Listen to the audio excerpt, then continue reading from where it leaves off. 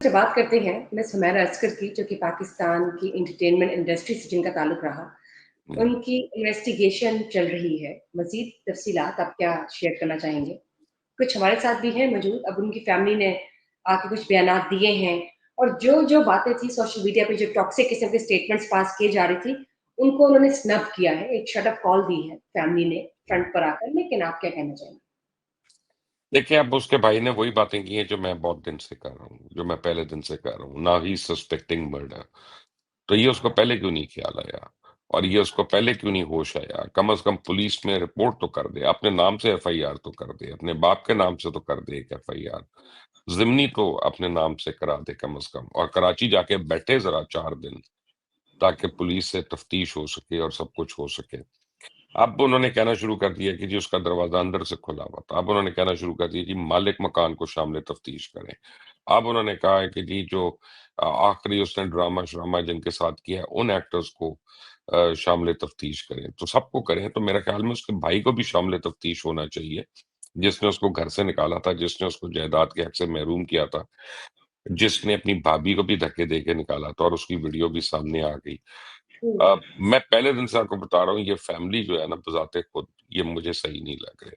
वो तो बच्ची के साथ हुआ जो हुआ, और मैं यानी दिल में, मेरे पास कोई एविडेंस नहीं है, लेकिन दिल में मैं कन्विंस्ड हूँ कि उस बच्ची का मर्डर हुआ है। वो बच्ची नेचुरल कॉज़ेज़ से नहीं गई है।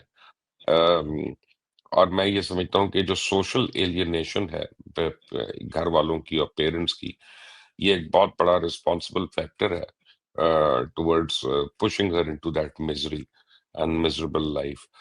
तो किसी साथी अदाकार को या किसी साथी वर्कर को या जानने वाले को उतना ब्लेम नहीं मैं कर सकता, जितना मैं उसके एक्चुअल घर वालों को करता हूँ, कि जो उनकी डिस्ट्रेस कॉल्स भी नहीं ले रहे थे। जब वो डिस्ट्रेस में कॉल्स कर रही थी, वो तब भी नहीं ले रहे थे। इनको क्या हक है, लेकिन बहरहाल तफ्तीश होनी चाहिए, और अगर कत्ल है, तो फिर मुजरिमों को बेनकाब भी होना चाहिए और कैफ़रे किरदार भी पहुँचना चाहिए। बिल्कुल ठीक बात की आपने। सर, बात करते हैं कपिल शर्मा की, जो कि बहुत ही मशहूर कॉमेडियन हैं इंडिया के। इंटरनेशनली रिप्रेजेंट करते हैं इंडिया को। उन पर हमला हुआ कनाडा में। He was there with his family. हमला उनके रेस्टोरेंट पर हुआ था, लेकिन जब उन्हें ये मालूम हुआ कि वो हमला उनके लिए उनके रेस्टोरेंट पर हुआ है, तो वो ये सुनकर ही वो पैनिक में चले गए और वो डिस्टर्ब हो गए and he went to the hospital. He stayed there for a night, maybe more than that.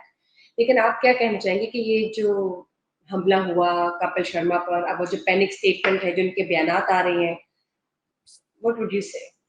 Panic statement इसलिए नहीं है कि उनके रेस्टोरेंट पे हमला हुआ है। ये बातें कहने की हैं कि जी उनके लिए हमला हुआ, वो तो ही वाज़ नॉट देयर, तो उनके लिए कैसे हमला हो सकता है?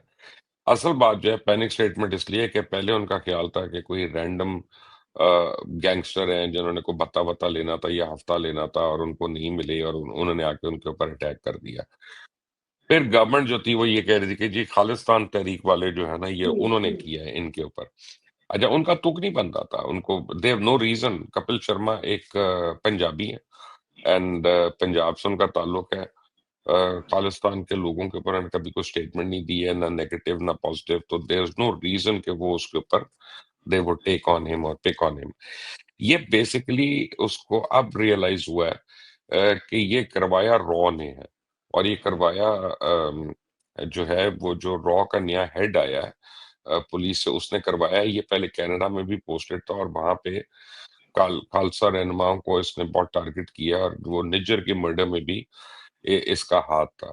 Now fact of the matter is कि कपिल शर्मा के ऊपर जो सबसे बड़ी एलिगेशन है इंडियन गवर्नमेंट की तरफ से, कि जब हम कनाडा में अपने ताल्लुकात खत्म कर रहे हैं, जब वो कनाडा वाले इंडियंस को वीजे नहीं दे रही हैं और डिपोर्ट कर रहे हैं, हमारे ऊपर इल्जामात लगा रहे हैं, तो तुम उस मुल्क में पैसा क्यों लेके जा रहे हो, और तुम उस मुल्क में क्यों इन्वेस्ट कर रहे हो?